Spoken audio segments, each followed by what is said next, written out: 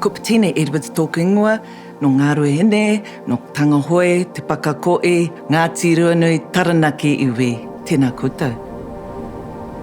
Ko Will Edwards tōku ingoa, ko Taranaki te maunga, ko Aotea me kura aupo ngā waka, ko Taranaki, ko Ngāruahine, ko Tāngahoe, ko Pakakohi, ko Ngāti Ruanui oku iwi.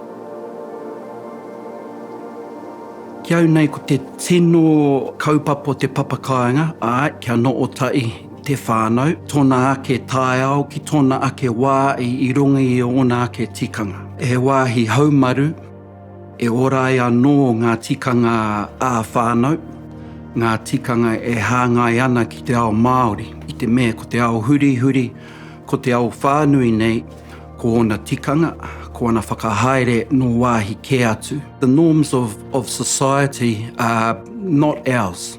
Papakāinga create a space where our norms prevail, when we privilege them on purpose, and we recreate those spaces where we can regrow them, and sort of like a friendly virus, we can spread, and ka puta tērā āuatanga ki wāhi ke anō.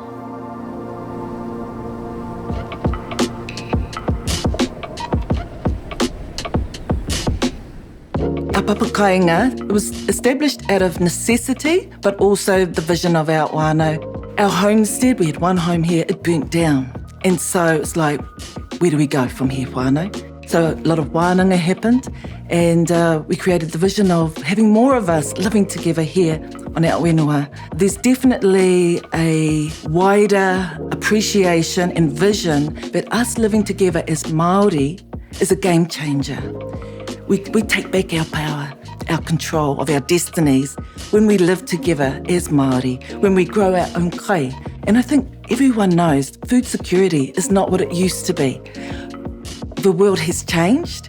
It's challenging, but it is an invitation for us to take back the reins so that we know our mokopuna, our tamariki, our kaumātua will be looked after regardless of whatever else happens in our ao.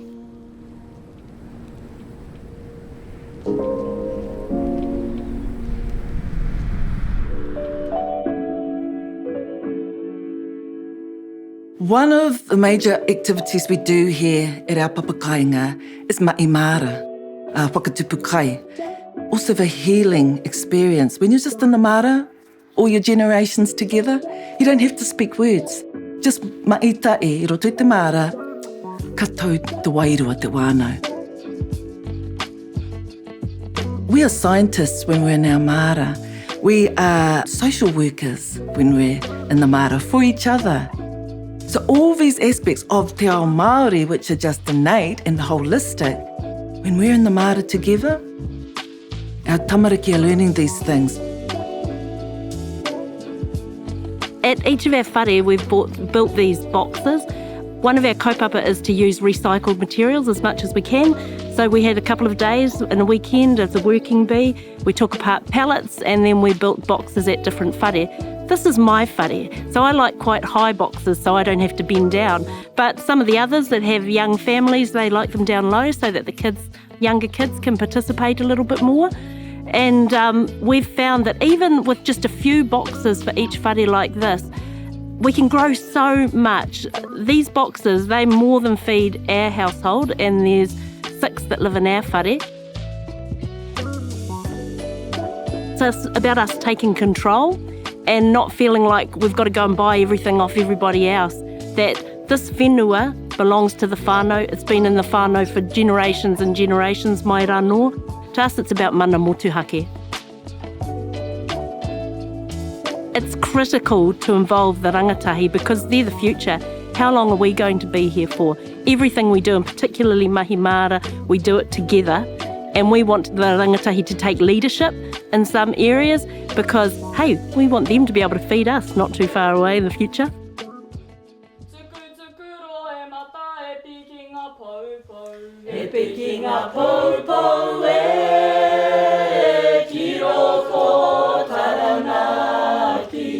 Here at Waokena, te reo me ngā tikanga is a very high priority in the whānau. We're lucky that some of our whānau are very fluent And so it lifts those of us who perhaps are less fluent, but what it does, it sets a goal, and you need your pō kōrero, your pō reo, who's keep te reo. And we've got that in our whānau.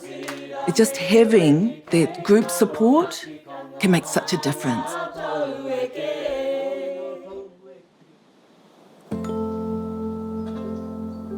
When you're designing a papakainga, you really got to think about how will people live day to day.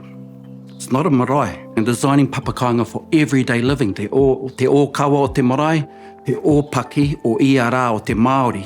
And so you might have communal kai areas. Some places do it with laundries. And say if you've got 3 or 5 houses, why would you have 5 washing machines that need maintenance? So it's the pooling of resources, but actually making it easier to live and interact with each other. We have the whānau space. It's humble, but you know what? It serves the purpose. We have wānanga here. We have the pool table here. We watch kiriata together. And it's something we really invite people setting up papakainga to think about. Can we create spaces where we can all come together on a regular basis? When we set up our papakainga, we wanted to have the opportunity to work here as well. Yes, some whānau have jobs where you need to leave the papakainga and come back in the evening. But what a game changer that we thought to have a tari. But it means that we can maitai during the day, and it's a quick sprint across the pere to whakapaikai and things like that. We've got satellite internet now, so that's enabled us to do a lot of our mahi, being able to work from home and earn part of that market economy.